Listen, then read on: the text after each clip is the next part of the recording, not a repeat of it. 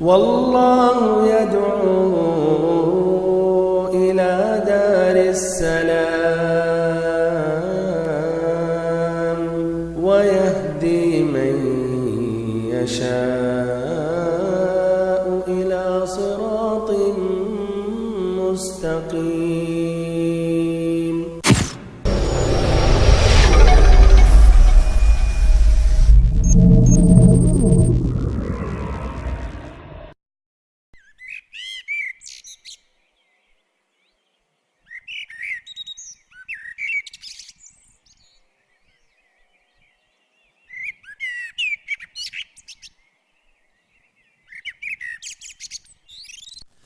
الحمد لله رب العالمين، والصلاة والسلام على أشرف الأنبياء وسيد المرسلين، نبينا وحبيبنا وقدوتنا وإمامنا محمد وعلى آله وصحبه أجمعين. أما بعد، فيقول الله عز وجل: واعبدوا الله ولا تشركوا به شيئا. وقال سبحانه وتعالى: وقضى ربك ألا تعبدوا إلا إياه وبالوالدين إحسانا. وفي الصحيحين عن معاذ رضي الله عنه أنه قال: كنت رديف النبي صلى الله عليه وسلم يوما على حمار فقال لي: يا معاذ، أتدري ما حق الله على العباد وما حق العباد على الله تعالى؟ فقلت: الله ورسوله أعلم. قال: حق الله تعالى على العباد أن يعبدوه ولا يشركوا به شيئا، وحق العباد على الله تعالى ألا يعذب من لم يشرك به شيئا. قال معاذ: يا رسول الله، أفلا أبشر الناس؟ قال: لا تبشرهم فيتكلوا. ساری تعریفیں اللہ رب العالمین کے لیے اور مکمل ترین پورے طور پر درود و سلام اس ذات مقدسہ مبارکہ پر جن کو اللہ رب العزت نے اس دنیا میں رشد و ہدایت کے ساتھ رحمت للعالمین بنا کر بھیجا. واجب الاحترام بھائیوں، معزز ساتھیوں، دین اسلام کے بے شمار اور متعدد خوبیوں میں سے سب سے اہم خوبی اور امتیازی خصلت یہ ہے کہ دین اسلام کی بنیاد اس پر قائم ہے کہ بندہ مسلمان صرف اور صرف اللہ کی عبادت کرے، اس کے علاوہ کسی کی بھی عبادت نہ کرے. دین اسلام کی بنیاد توحید اللہ، افراد اللہ بالعبادہ پر قائم ہے. یہی اصل ہے، یہی اساس ہے. اور یہی معنی مطلب جب ایک غیر مسلمان جانتا ہے، سنتا ہے، سمجھتا ہے تو اسلام میں داخل ہونے میں مجبور ہو جاتا ہے. بھائیو اور محترم ساتھیو، دین اسلام کی یہی بنیاد ہے، یہی اساس ہے. بے شمار آیتیں اور اس مسئلے میں بے شمار احادیث ہیں. ہمیں اس اصل اور اساس کو اچھی طرح سمجھنا چاہیے اور اچھی طرح اپنے مسلمان بھائیوں کو بھی سمجھانا چاہیے. اس لیے انہیں بھی بہت ضرورت ہے اور ایسے ہی غیر مسلمانوں کو بھی سمجھانا چاہیے. اللہ تعالیٰ فرماتا ہے قرآن مجید میں سورۃ النساء آیت نمبر 36 میں: وَاعْبُدُوا اللَّهَ وَلَا تُشْرِكُوا بِهِ شَيْئًا، کہ اللہ کی عبادت کرو. صرف اتنا نہیں بھائیو، معنی مکمل نہیں ہوگا. وَاعْبُدُوا اللَّهَ ساتھ ساتھ وَلَا تُشْرِكُوا بِهِ شَيْئًا، اور اس کے ساتھ کسی کو بھی شریک نہ ٹھہراؤ، ورنہ وَاعْبُدُوا اللَّهَ کا کوئی فائدہ نہیں ہے. صرف وَاعْبُدُوا اللَّهَ اگر رہتا تو بھائیو کوئی فائدہ ہی نہیں ہے. اس لیے وَاعْبُدُوا اللَّهَ اتنے پر تو عرب کے مشرکین، مکہ کے مشرکین جن میں نبی صلی اللہ علیہ وسلم بھیجے گئے تھے عمل کرتے تھے، لیکن وَلَا تُشْرِكُوا بِهِ شَيْئًا پر عمل نہیں کرتے تھے. اسی لیے دیکھیے قرآن میں جہاں حکم آتا ہے اللہ کی عبادت کرو، ساتھ ساتھ تاکید ہے کہ غیر اللہ کی عبادت کا انکار کرو. ایسے فرمایا رب العزت نے سورۃ الاسراء بنی اسرائیل آیت نمبر 25 میں: وَقَضَى رَبُّكَ أَلَّا تَعْبُدُوا إِلَّا إِيَّاهُ، کہ اور تمہارے رب کا یہی فیصلہ ہے، یہی حکم ہے، یہی آرڈر ہے کہ اس کے علاوہ کسی کی بھی عبادت نہ کرو. وہی وَاعْبُدُوا اللَّهَ وَلَا تُشْرِكُوا بِهِ شَيْئًا.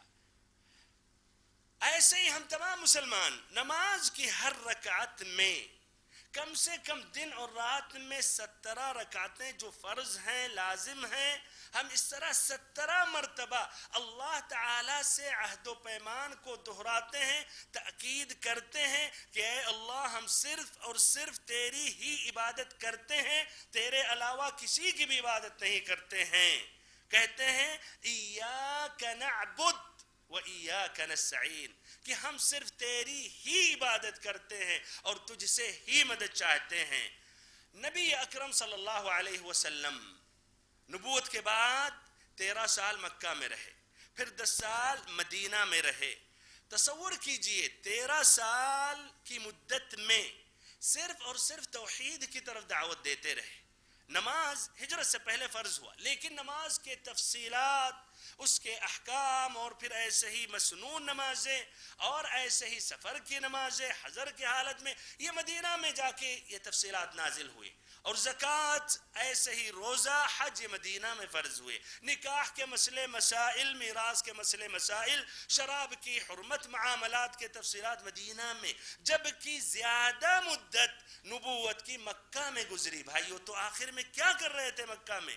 یہی بھائیو دین اسلام کی جو بنیادی خصلت ہے، امتیازی خصلت ہے، یہ نبی صلی اللہ علیہ وسلم اس کی طرف دعوت دے رہے تھے، اس کو صحابہ کرام کے نفوس میں مضبوط کر رہے تھے، پختہ کر رہے تھے.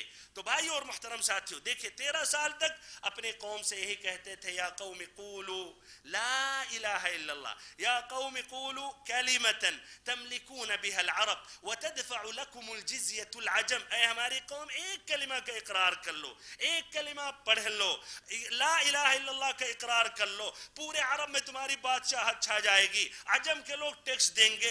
ابو طالب کے پاس بھی آپ صلی اللہ علیہ وسلم جب پہنچے اور وہ زندگی کے آخری لمحات میں تھے، آپ کیا یا عم قل لا الہ الا اللہ، کہ ہمارے چچا جان یہی ایک کلمہ پڑھ کر مجھے سنا دیں، ایک کلمہ کا اقرار کر لیں، آپ کے لیے نجات ہو جائے گی، نجات مل جائے گی، جنتی ہو جائیں گے. قیامت کے دن میں اس بات کی گواہی دوں گا. چاہتے تھے کہ وہ اس طرح انہیں نجات مل جائے، لیکن اس اصل کو، اس کلمہ کا وہ اقرار نہیں کیے. اس کی وجہ سے بھائیو ہم جانتے ہیں ان کے بارے میں بھی اللہ نے فیصلہ سنا دیا کہ وہ جہنمی ہے، بلکہ نبی صلی اللہ علیہ وسلم کو منع کیا کہ ان کے حق میں استغفار کریں. ما كان للنبي والذين آمنوا معه ان يستغفروا للمشركين من بعد ما تبين لهم انهم اصحاب الجحیم. بھائیو اور محترم ساتھیو، یہ اصل اصیل جو ہے اور یہ جو اساس ہے، جو یہ بنیاد ہے، یہ بھائیو ہم تمام مسلمانوں کو سمجھنا چاہیے. اس لیے کہ یہ مسلمان کا یہ عقیدہ ہے کہ غیر اللہ کے سامنے نہیں جھکتا ہے، غیر اللہ کی عبادت نہیں کرتا ہے، اللہ تعالیٰ کے علاوہ کسی کی بھی غلامی نہیں کرتا ہے. کیوں؟ اس لیے دین اسلام کا یہی اصل و اساس ہے. آپ صلی اللہ علیہ وسلم صحابہ کرام کو بھی یہی اصل و اساس کی طرف دعوت دینے کی ترغیب دلاتے تھے یا بتاتے تھے. سب سے پہلے دعوت کی ابتدا ہونی چاہیے اسی اصل اساس کی طرف. تو آپ صلی اللہ علیہ وسلم نے مثلا معاذ رضی اللہ عنہ کو یمن بھیجا اپنے ایک داعی، ایک مبلغ کی حیثیت سے. آپ نے کہا انک تأتی قوما اہل کتاب فلیکن اول ما تدعوهم الیہ ان یوحدوا اللہ، فلیکن اول ما تدعوهم الیہ. ایک دوسری روایت میں الى شہادت ان لا الہ الا اللہ وانی رسول اللہ، اور ایسے ایک روایت میں الى ان یعبدوا اللہ، کہ آپ کی ملاقات ایسے لوگوں سے ہوگی جو اہل کتاب ہیں، یہود ہیں، یہودیوں کے پاس کتابیں ہیں، ان کے پاس کچھ دلیلیں ہیں، کچھ حوالے ہیں. تو سب سے پہلے آپ دعوت انہیں کس بات کی طرف دیں؟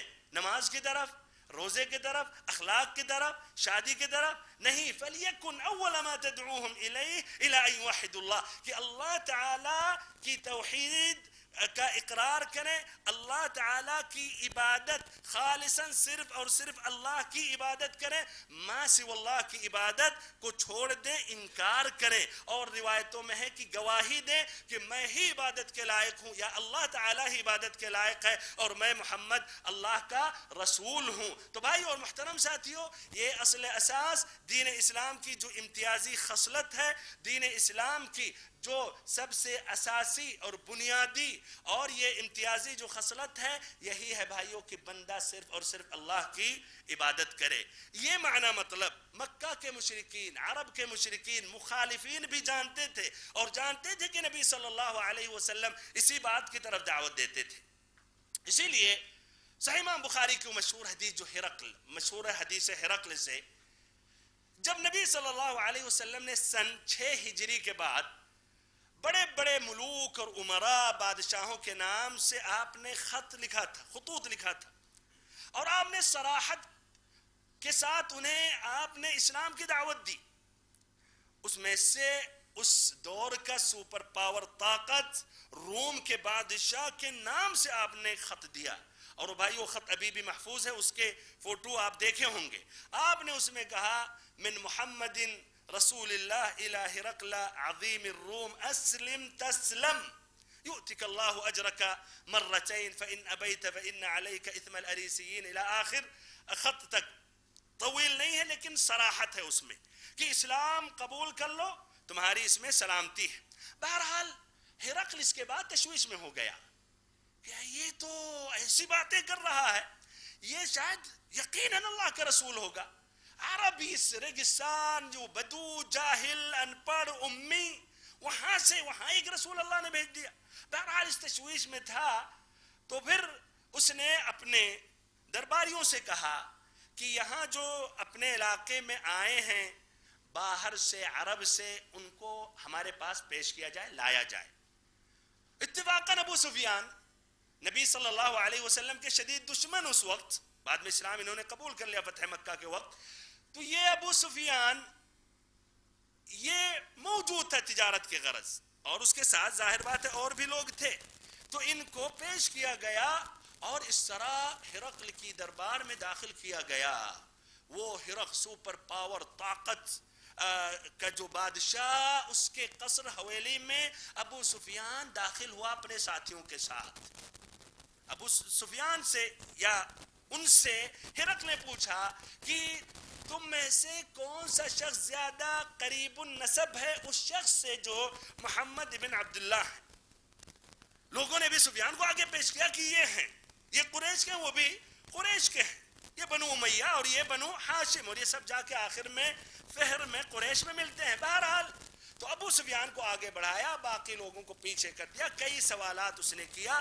سبحان اللہ، اس دور میں بھائیوں یہ جھوٹ بولنے سے گریز کرتے تھے، عیب سمجھتے تھے، یہ مردانگی یا جسے رجولت نہیں سمجھتے تھے کہ آدمی جھوٹ بولے. نہیں، آدمی سیدھا کلیئر بات کرتا تھا. تو سبحان اللہ، ابو سفیان سے محمد ابن عبداللہ صلی اللہ علیہ وسلم کے بارے میں سوال کر رہا ہے اور جان رہا ہے ابو سفیان کی صحیح جواب دینے میں خطرہ ہے، تب بھی صحیح جواب دیا ابو سفیان نے. المہم ان سوالات میں سے جو الشاہد ہے ادھر آج کے اس لقاء میں اور اس تقریر میں، کہا ماذا یقول لکم، کہ وہ شخص کیا کہتا ہے، تم لوگوں سے کیا چاہتا ہے، وہ اس کی دعوت کیا ہے. تو کہا ابو سفیان نے یقول لنا اعبدوا اللہ ولا تشرکوا به شیئا واترکوا ما یقول آباؤکم، کہ وہ شخص یہ کہتا ہے کہ اللہ کی عبادت کرو، اس کے علاوہ کسی کی بھی عبادت نہ کرو، اور تمہارے آبا اور اجداد جس کی عبادت کرتے تھے، جس طریقے پر تھے، اس طریقے کو چھوڑ دو. اللہ اکبر. ابو سفیان بھی جانتا ہے نبی صلی اللہ علیہ وسلم کہ دین کا لب لباب اور خلاصہ، اور یہ دین اسلام کی امتیازی خصلت جو اصل اور اساس ہے، جس کی طرف آپ صلی اللہ علیہ وسلم دعوت دے رہے ہیں. لیکن افسوس ہے بھائیوں، اور آگے بات واضح کروں گا، بہت سے مسلمان کے لیے بات واضح نہیں ہے، وہ کچھ اور سمجھ بیٹھے ہیں. تو بہرحال بھائیوں اور محترم ساتھیوں، یہ اصل اساس نبی صلی اللہ علیہ وسلم مدینہ میں بھی جبکہ عقیدہ صحابہ کرام کا مضبوط ہو گیا، یہ بات واضح ہوگی، تب بھی درمیان میں برابر آپ ان کو اس کی طرف یہ تاکید کرتے رہتے تھے اور بتاتے تھے. مثلا ترمذی کی روایت ہے، عبداللہ بن عباس رضی اللہ عنہ اس وقت ایک غلام، ایک چھوٹے بچے تھے جب نبی صلی اللہ علیہ وسلم کا انتقال ہوا، تو ان کی عمر 13 14 15 سال بتائی جاتی ہے. اب تصور کیجئے اس سے پہلے کئی سال لے لیں، 5 سال پہلے تو 10 سال 9 سال کی عمر تھی. ایک بچے جس کی فطرت صحیح ہوتی ہے، فطرتاً وہ صرف اور صرف اللہ کی عبادت کرتا ہے، اس کا عقیدہ غلط عقیدوں سے مخلوط نہیں ہوتا، تب بھی آپ کیا کہہ رہے ہیں؟ یا غلام انی معلمک کلمات احفظ اللہ یحفظ. المہم کئی لمبی وصیت آپ نے کی اللہ کی، آپ حفاظت کریں اللہ آپ کی حفاظت کرے گا، یعنی اللہ کے احکام اوامر کی پابندی کریں، جس سے روکا اجتناب کرو، اللہ تعالیٰ آپ کی حفاظت کرے گا. پھر المہم اس میں پھر کہا اذا سألت فاسأل اللہ، جب بھی سوال کرو اللہ تعالیٰ سے سوال کرو. وَإِذَا اسْتَعَنْتَ فَاسْتَعِنْ بِاللَّهِ، جب بھی مدد طلب کرو اللہ تعالیٰ سے مدد طلب کرو. آج ہمارے وہ بھائی جو کہتے ہیں، ابھی کچھ بھائیوں نے سوال کیا کہ اپنے ہاں کہتے ہیں کہ نبی محمد صلی اللہ علیہ وسلم کے صدقے میں اگر سوال کیا جائے تو کیا حرج ہے؟ اللہ اکبر، نبی صلی اللہ علیہ وسلم ایک بچے کو کیا بتا رہے ہیں؟ نہیں کہا کہ ہمارے صدقے میں سوال کریں، ہمارا وسیلہ پکڑیں، ہمارے طفیل میں ہماری اور کچھ سہارا لے کر نہیں. اذا سألت فاسأل اللہ، جب بھی سوال کرو اللہ تعالیٰ سے سوال کرو. وَإِذَا اسْتَعَنْتَ فَاسْتَعِنْ بِاللَّهِ، جب بھی مدد طلب کرو اللہ تعالیٰ سے مدد طلب کرو. آپ نے نہیں کہا کہ میں حاضر ناظر ہوں اے ابن عباس، جب بھی ضرورت پڑے بس یا رسول اللہ کہے اور میں پہنچ جاؤں گا اور کشتی کو سمندر سے اپنے پیٹھ پر رکھ کے پار کر دوں گا خشکی پر، اور ایسے ہی میں باہر اس کو نکال دوں گا. ہرگز نہیں بھائیو. تو یہ معنی مطلب بھائیو یہ بہت ہی ضروری ہے اصل و اساس کو سمجھنا. اور اللہ اکبر، نبی صلی اللہ علیہ وسلم ہی کا یہ طریقہ نہیں رہا. آپ صلی اللہ علیہ وسلم کے دین کی یہ امتیازی خصلت بس نہیں ہے، تمام انبیاء کرام کا یہی اصل، یہی اساس، سب کی دعوت کا لب لباب یہی ہے. بعد میں ان کے دین منحرف ہو گئے اور ان کے دین منسوخ ہو گئے، ان کے دین میں ان کی کتابوں کو انہی کے علماء نے بدل دیا. اسی لیے اللہ تعالیٰ نے دین اسلام کے بعد تمام ادیان کو باطل کر دیا. لیکن ان کی دعوت جو اصل دعوت ہے وہ تمام انبیاء نبی محمد صلی اللہ علیہ وسلم کی دعوت سے متفق ہے. اللہ تعالیٰ نے قرآن مجید میں خاصتاً مکی صورتوں میں انبیاء کرام کے واقعات کو بیان کیا، کہیں تفصیل سے، کہیں اختصار سے، کہیں ایک ہی واقعے کو کئی مرتبہ کئی اسلوب اور رنگ اور سیاق میں دہرایا ہے. لیکن اگر آپ غور و فکر کریں ان آیتوں پر تو یہ نتیجہ سامنے آتا ہے کہ تمام انبیاء کرام کی دعوت کی ابتدا ایسے ہوئی، یہی جو لا الہ الا اللہ کا معنی مطلب ہے. اسی طرح ہوئی بھائیو کہ اللہ کی عبادت کرو، اس کے علاوہ تمہارا کوئی بھی عبادت کے لائق نہیں ہے. مثلا سورت ہود میں ایسے ہی کئی سورتیں انبیاء کرام کے نام پر ہیں، یوسف، ہود، ایسے ہی نوح تو اور ہود علیہ السلام. تو اس میں اللہ تعالیٰ نے کئی نبیوں کا واقعہ ذکر کیا، تفصیل سے ذکر کیا، اور ہر نبی کی دعوت کی جب ابتدا یا شروع جب اللہ تعالیٰ نے قصہ ذکر کیا تو اس میں دعوت کی ابتدا کیسے ہوئی وہ واضح کیا. تو مثلا سورۃ الاعراف میں آیت نمبر 59 میں 59 میں نوح علیہ السلام کا واقعہ اللہ تعالیٰ نے ذکر کیا. دیکھیں کس طرح انہوں نے دعوت دی اور اس کی ابتدا کیسے ہوئی ان کی دعوت کی. فرمایا رب العزت نے لَقَدْ أَرْسَلْنَا نُوحًا إِلَىٰ قَوْمِهِ فَقَالَ يَا قَوْمِ اعْبُدُوا اللَّهَ مَا لَكُم مِّنْ إِلَٰهٍ غَيْرُهُ، کہ ہم نے قوم نوح میں نوح علیہ السلام کو رسول بنا کر بھیجا، انہی کے بھائی نوح علیہ السلام کو رسول بنا کر بھیجا. انہوں نے کہا یا قوم، اے ہماری قوم، اعبدوا اللہ، اللہ کی عبادت کرو. صرف اتنا نہیں بھائیو، صرف اتنا رہتا تو مان لیتے وہ لوگ، وہ اللہ کی عبادت کرتے تھے لیکن ساتھ ساتھ میں اوروں کی بھی عبادت کرتے تھے. اعبدوا اللہ، آگے کہتے تھے ما لکم من الہ غیر، اس کے علاوہ تمہارا کوئی بھی عبادت کے لائق نہیں. پھر بھائیو آگے اللہ تعالیٰ نے آیت نمبر 65 میں اسی سورت الاعراف میں ہود علیہ السلام کا واقعہ ذکر کیا. فرمایا رب العزت نے وَإِلَىٰ عَادٍ أَخَاهُمْ هُودًا قَالَ يَا قَوْمِ اعْبُدُوا اللَّهَ مَا لَكُم مِّنْ إِلَٰهٍ غَيْرُهُ، کہ ہم نے قوم ہود یا قوم عاد میں انہی کے بھائی ہود علیہ السلام کو رسول بنا کر بھیجا. انہوں نے کہا کہ اے ہماری قوم کے لوگ، اللہ کی عبادت کرو، اس کے علاوہ تمہارا کوئی بھی عبادت کے لائق نہیں ہے. یہی الفاظ بھائیوں پھر اللہ تعالیٰ نے ذکر کیا صالح علیہ السلام کے متعلق آیت نمبر 73 میں. وَإِلَىٰ ثَمُودَ أَخَاهُمْ صَالِحًا قَالَ يَا قَوْمِ اعْبُدُوا اللَّهَ مَا إِلَٰهٍ غَيْرُهُ کہ ہم نے صالح علیہ السلام یا ثمود میں انہی کے بھائی صالح علیہ السلام کو رسول بنا کر بھیجا. انہی کے بھائی انبیاء کرام بھائیوں اسی قبیلے سے انہی میں رہتے تھے, انہی کے درمیان معروف رہتے تھے. ان کا گھرانہ کون ہے, والد کون ہے, والدہ کون ہے. آسمان سے اللہ تعالیٰ رسول بنا کر نہیں بھیجتا تھا, فرشتے کو نہیں نازل کرتا تھا, انہی کے بھائی انہی کے کنبے و قبیلے کے رہتے تھے, لیکن معروف رہتے تھے. سیرت اور اخلاق بہت ہی خوبصورت, بہت ہی خوب رہتا تھا. جس طرح نبی محمد صلی اللہ علیہ وسلم معروف تھے, معروف النسب تھے, معروف السیرت تھے, اور اسی لئے الصادق الامین کہتے تھے.